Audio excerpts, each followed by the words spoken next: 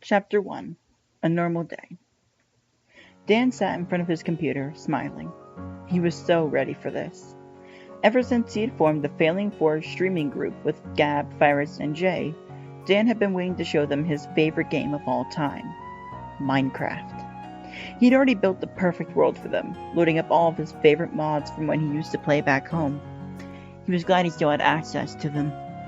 He loaded up the game, logged into Discord, and waited for everyone else to join the call as he booted up his livestream. Gab was the first one in, of course. He'd been expecting that. After all, Gab was his roommate.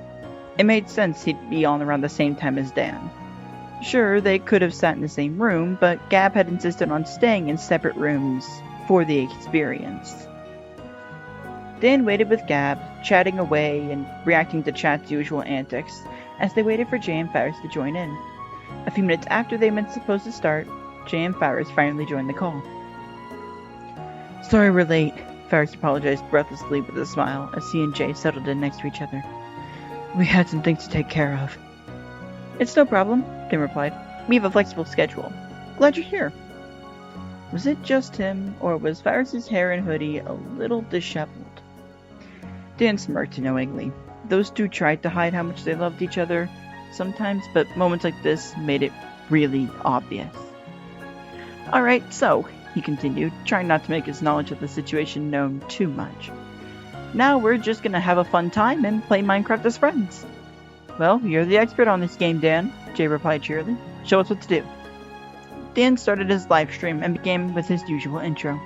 "Well, good morning, good night, or good afternoon, viewers, depending on your time zone, and this is Failboat's YouTube. Welcome back to another stream with the wonderful members of the Failing 4. Dan happily showed them the basics as they played. Building houses to prepare for the night, crafting weapons, getting and cooking food, and mining. By the time they had set up for the night, the group of 4 already had pretty well-established roles. Jay loved crafting intricate items with the mods Dan had installed. Gab spent most of his time searching the mines below their house. Faris got food for the group, and Dan tried to keep everything as organized as he could in labeled chests. The group of 4 spent a long time just playing the game, talking and laughing, and pulling whatever little practical jokes they could. Dan was happy to see that everyone seemed to be having a great time, especially Jay and Faris, who kept constant tabs on each other when they weren't close. It made Dan smile every time. Jay and Faris were 2 of his closest friends in Ingopolis, and seeing them so happy with each other always made him happy. They'd been playing for about an hour and a half when Dan heard Jay say something strange. "Hey, where did this building come from?" "I'm sorry, where are you?" Dan responded. Jay gave him the coordinates, and Dan headed to his and Faris' location. He thought maybe Jay had found a jungle temple, or maybe even a woodland mansion. But Faris' next comment startled him. "Is that a Denny's?" Now Dan was definitely confused. A Denny's in Minecraft. That wasn't right. And yet, as he approached the 2 with Gab close behind him, he saw Faris had been right. Sitting in front of his character was a large building that looked almost exactly like a Denny's restaurant from his own world. Dan stared at the building in complete confusion. He had no idea why it was there. It hadn't been the night before, he was pretty sure of that. "Dan, did you build this for us?" Jay asked him. A pit began to form in Dan's stomach. He wanted to say yes, but... "No, I didn't. I have no idea where this came from." "Maybe it's a mod?" Faris suggested. Dan shook his head. "I don't think so. None of the mods I downloaded should have added any buildings." "Then where did it come from?" Gab asked. "I wish I knew," Dan marveled. The 4 stood around the strange building before Faris spoke. "Should we go inside?" "I'm fine with that. I want to see what's in there," Jay replied. Gab agreed, but Dan hesitated. Something about this didn't seem right. Where did this building come from? And why did something feel so off about it? Dan sat there for a moment as he heard a slight ringing in his ears. It was barely audible, just enough to leave him wondering what was causing it. Then he heard a voice whisper to him. Why don't you go inside, Daniel? Now Dan definitely didn't want to go inside. Anything a weird voice told him to do should be avoided. But he was clearly outvoted as the three friends walked inside. Dan sighed and followed them. The building was completely dark, and cobwebs were everywhere. Dan swore he could almost smell the dank room as he looked around for a light switch. With all the mods he'd installed, there had to be one around here somewhere. There we go, he mumbled as he hit the switch and the lights flickered on. The room was unsuspecting enough at a first glance. It was relatively small, with a couple of booths and tables set up for any customers that may be brave enough to walk in. There were 3 doors that led to other rooms, one to Dan's left, one to his right, and one directly in front of him. From the looks of things, the lights were off in all 3. But as Dan took a closer look around the room, he noticed that some things were off. A scent reached his nose that didn't seem normal. It was an almost metallic scent, unfamiliar and yet strangely familiar all at the same time. Another thing Dan noticed was the silence. He'd been following Gab, Jay, and Ferris in here, but now they were nowhere to be found. Guys, he called out to them, where did you go? He thought they'd simply gone into another room, that they would come out laughing and joking, but he got no response. Guys, he called out again, expecting someone to respond on Griscord, but again, there was no response. Maybe I deafened by accident, he thought as he reached over to double check his Griscord settings. But as he turned to the right, the strange scent got stronger. That was strange, he shouldn't be smelling anything, and yet there was no mistaking it. The scent had gotten stronger. Dan almost considered the notion that the smell was in his own apartment until he noticed his Minecraft character was now facing the rightmost room. Okay, he muttered. I must have bumped the mouse or something. No big deal. He was partially trying to reassure himself, but it wasn't really working.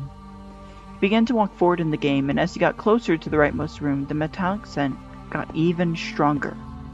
It almost smelled like... Dan stifled a gasp as he walked to the doors. Blood covered the floor of the tiny dark room.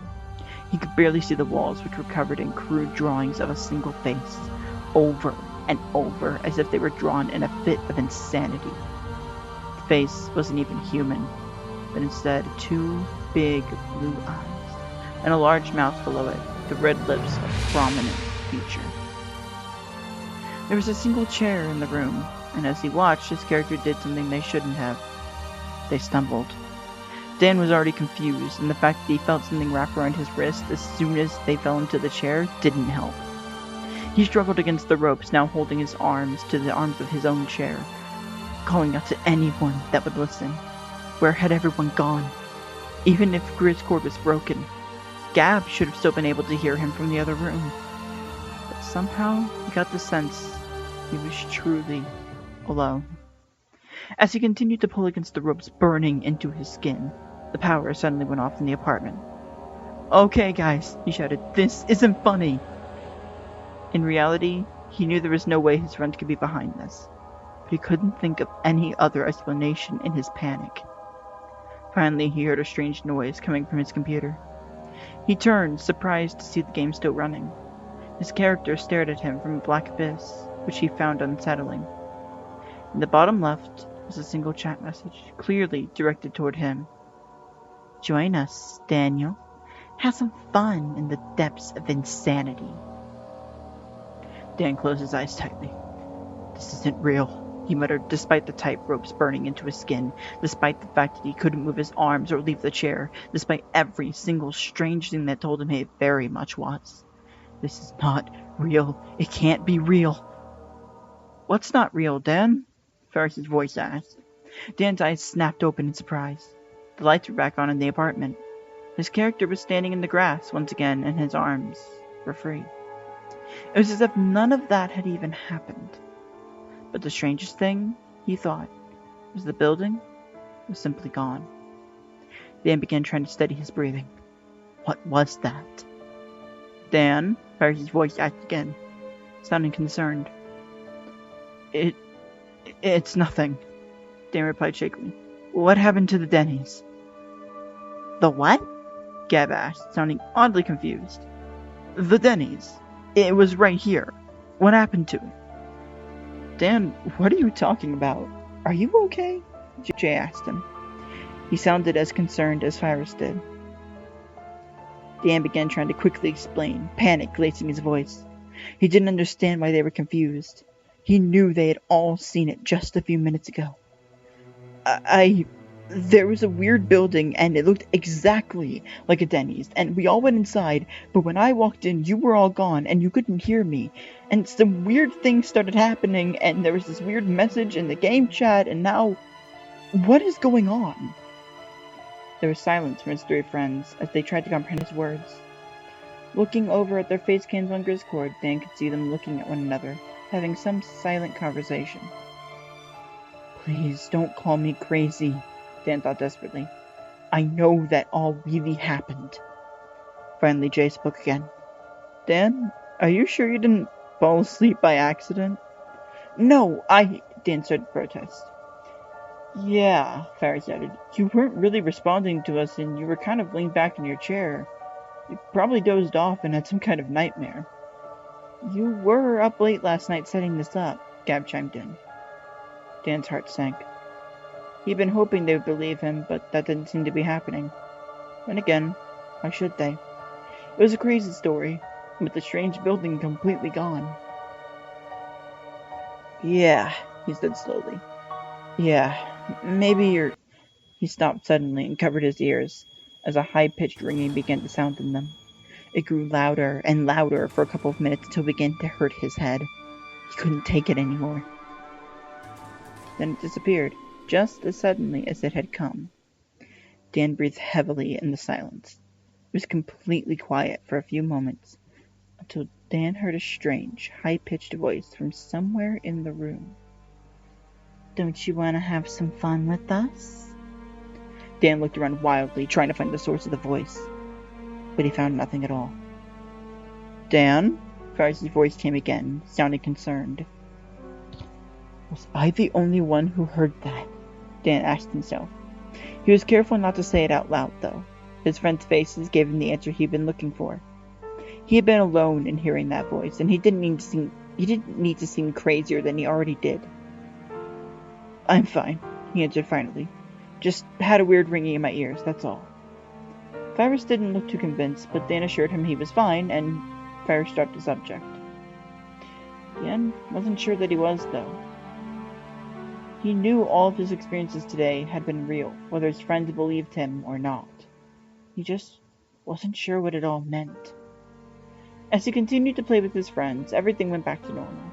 They were laughing and joking once more, and no more strange things occurred as they finished out their session and planned to play more again the next day.